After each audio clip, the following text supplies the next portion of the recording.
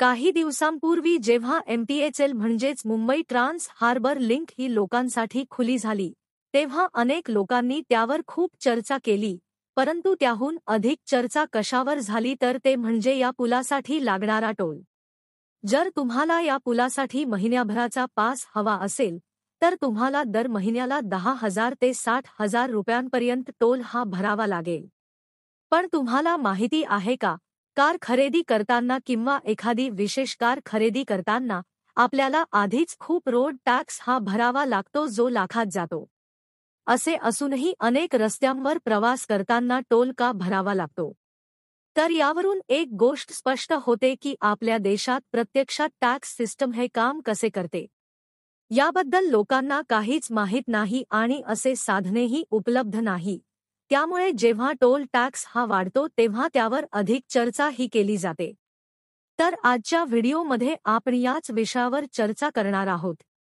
सर्वात आधी आपल्याला रोड टॅक्स ही संकल्पना कुठून आली हे समजून घ्यायला हवे. एक काळ असा होता की जवळपास सर्वच रस्ते हे टोल रस्ते असायचे. हजारो वर्षांपूर्वी जेव्हा गाड्या नसायच्या तेव्हा लोक हे फार कमी प्रवास करायचे.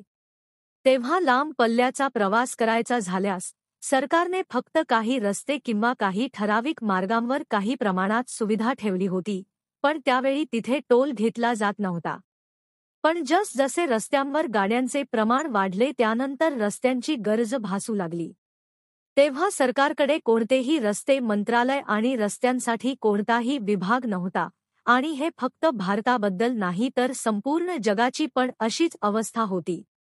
आणि खूप लोकांना त्यात संधी दिसली.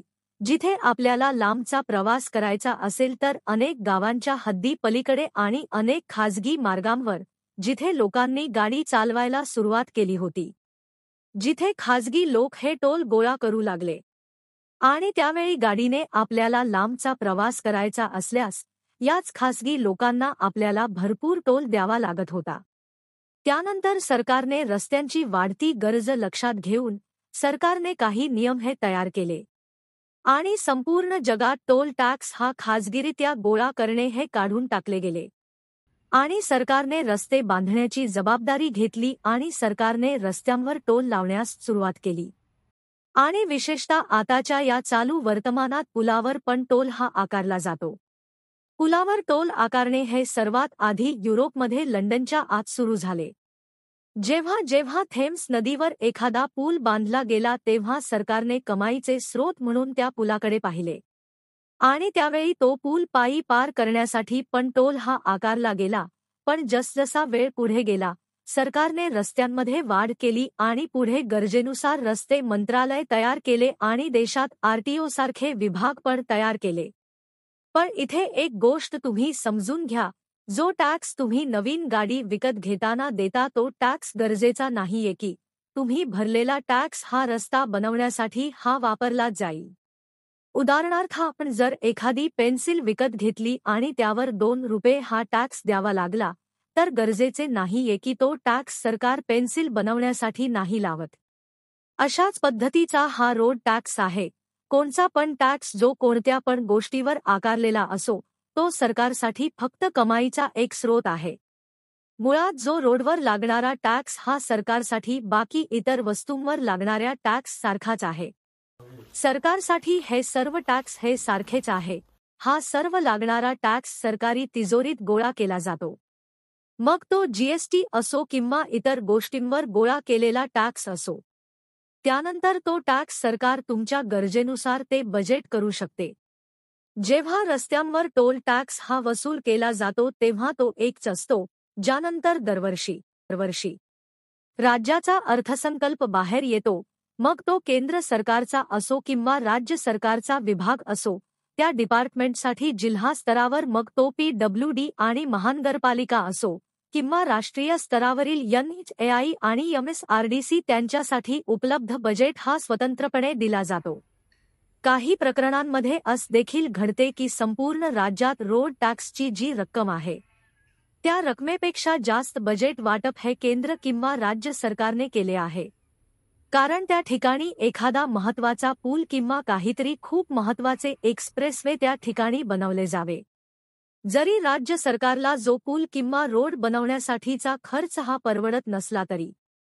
म्हणून रोड टॅक्स हा रोड बनवण्यासाठी वापरला जात नाही. त्यामुळे ही गोष्ट तुम्ही तुमच्या डोक्यातून काढून टाका. तुमच्या घरासमोर जे रोड बनतात, तुमच्या गावी जाताना जे रोड बनवले जातात आणि शहराच्या आत जे रस्ते बांधले जातात, ते फक्त तुम्ही महानगरपालिकेला टॅक्स भरला म्हणून ते रस्ते नाही बनले, तर ते पैसे इतर सर्व टॅक्स एकत्र करून जो एकूण बजेट बनवला गेला त्यातून जो टॅक्सचा हिस्सा जो त्या भागासाठी आलेला आहे, त्या भागात तो रस्ता हा बनवला गेला. पण जर आपण मोठ्या एक्सप्रेसवे कडे पाहिले तर त्या प्रकल्पासाठी एकूण खर्च हा खूप वेगळ्या पद्धतीने ठरवला जातो. Mumbai Trans Harbour Link project बनवण्यासाठी एकूण 18,000 कोटी रुपये लागले. आणि ही इतकी मोठी रक्कम आहे की इतके पैसे डायरेक्ट राज्य सरकार नाही देऊ शकत कारण त्यांना इतर बाकी प्रकल्प पण बनवायचे आहेत. अशा वेळेला सरकार ही प्रायव्हेट पार्टनरशिप किंवा प्रायव्हेट बजेट हे इतर कंपन्यांकडून घेते.